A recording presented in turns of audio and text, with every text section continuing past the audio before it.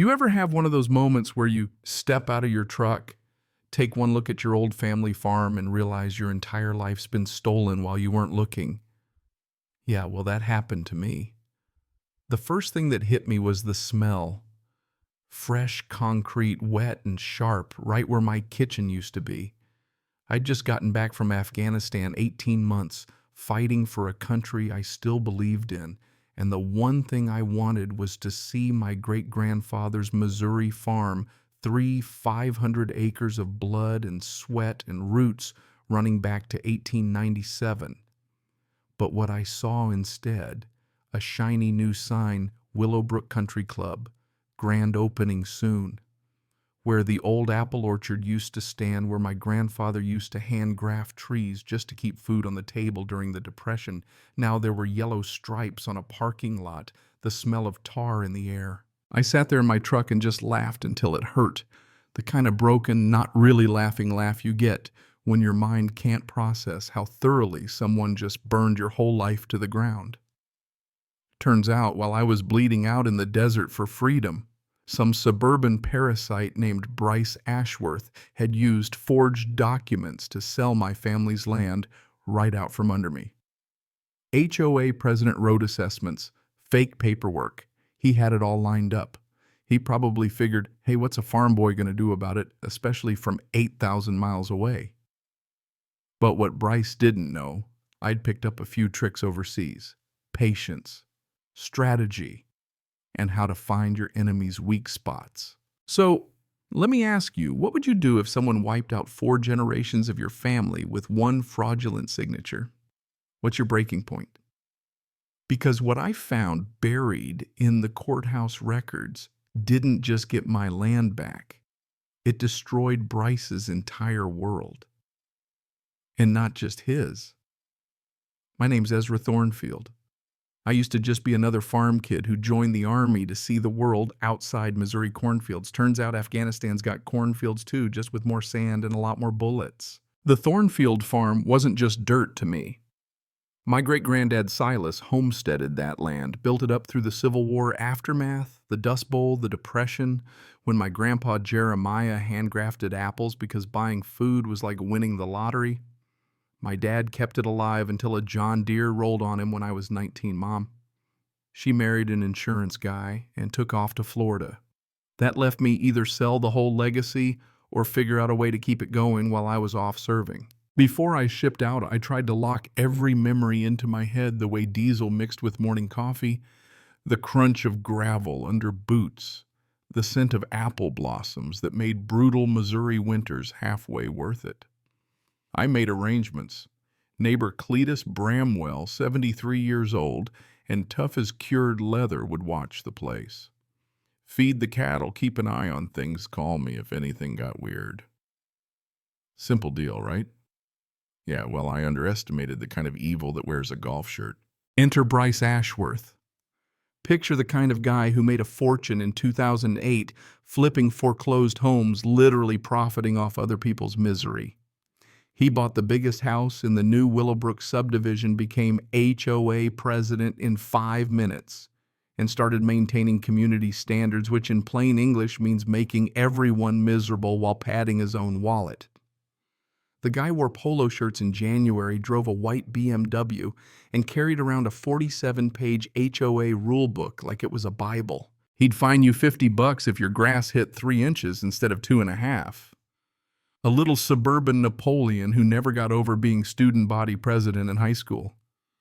So 3 weeks after getting back, still jumpy from every car backfiring, I marched into his strip mall office and demanded to know what the hell happened to my family's farm.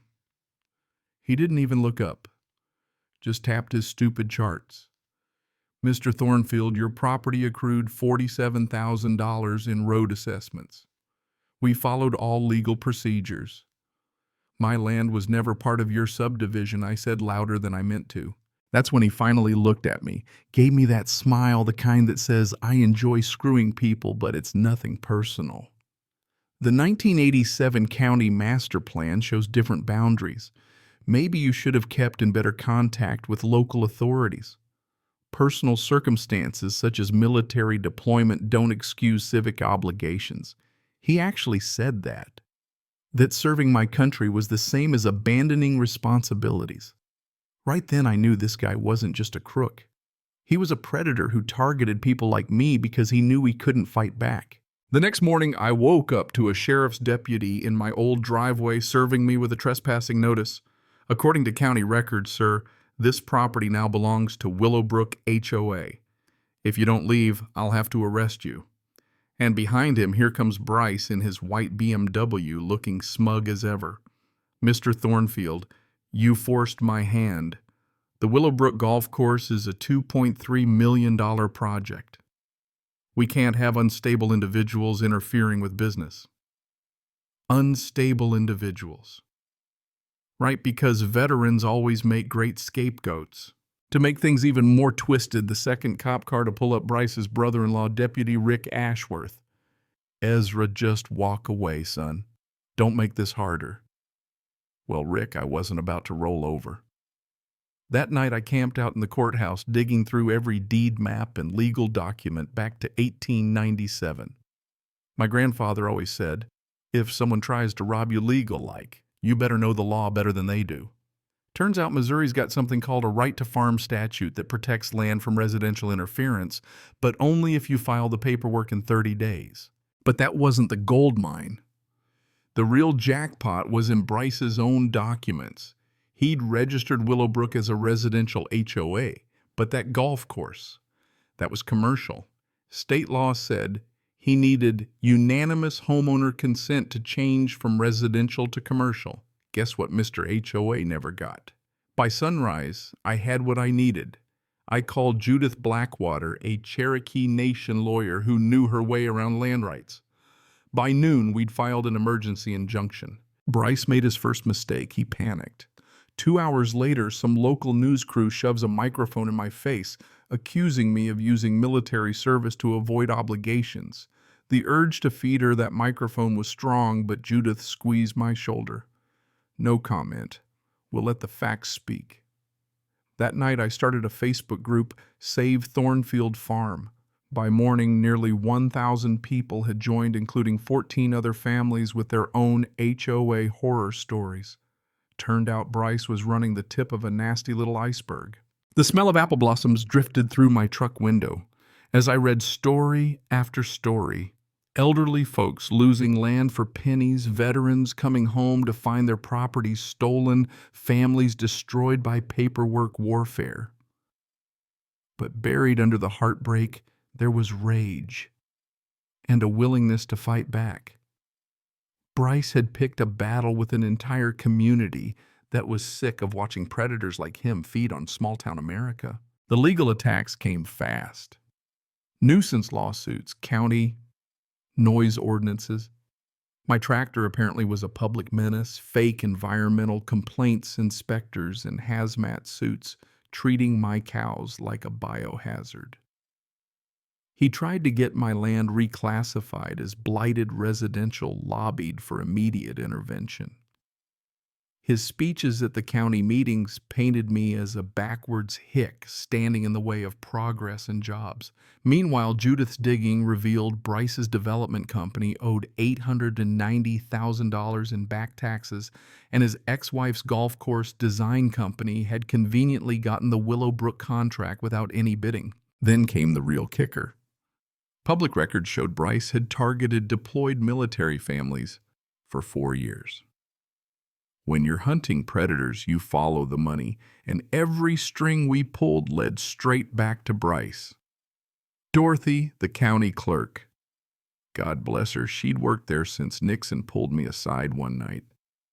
Ezra, I probably shouldn't say, but Willowbrook HOA hasn't filed corporate reports in 3 years. Legally, they can't do anything. My heart about stopped. So everything Bryce had done, every contract, every lawsuit was probably invalid. Local support started building Millie's Diner, served the Thornfield Special High Schoolers, adopted my farm as a project. The newspaper ran a headline, Developer versus Veteran. But Bryce wasn't done. He tried to have me declared mentally unfit, claiming I had PTSD delusions. The same morning, someone sabotaged my irrigation, thousands of gallons wasted, orchard dying. Then came the anonymous complaints, contaminated wells, diseased livestock, you name it. But my trail cameras finally paid off, caught Bryce's nephew tampering with my tractor. Surveillance from my Army days helped me map Bryce's whole scam. He'd been targeting farms across 5 counties, stealing $12 million in land. Elderly deaths, military deployments, medical emergencies. Anytime a family couldn't defend itself, he swooped in. We brought in a forensic accountant, Margaret Williams, as sharp as they come. She uncovered Bryce's pyramid scheme using stolen HOA funds to finance land grabs. But the most evil part, Bryce's exit strategy, was to sell the golf course to a developer for $8 million, then disappear, leaving 247 homeowners holding worthless mortgages and legal debts. Friday morning, Bryce filed an emergency court motion claiming my farm was an imminent public health threat. The environmental report he submitted dated 2 weeks before my irrigation system was destroyed. How do you test for water contamination when the farm didn't have running water? That was the shovel Bryce used to dig his own grave.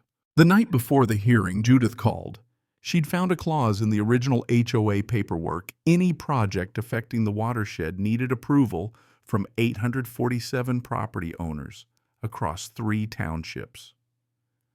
Bryce had gotten approval from 0.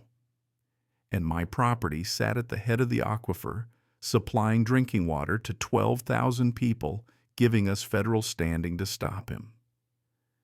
With one call to the EPA, Bryce faced prison time for environmental crimes. But here's the catch. If we nuked him with federal charges, 247 innocent families would lose everything. Bryce had collateralized their homes for his scam.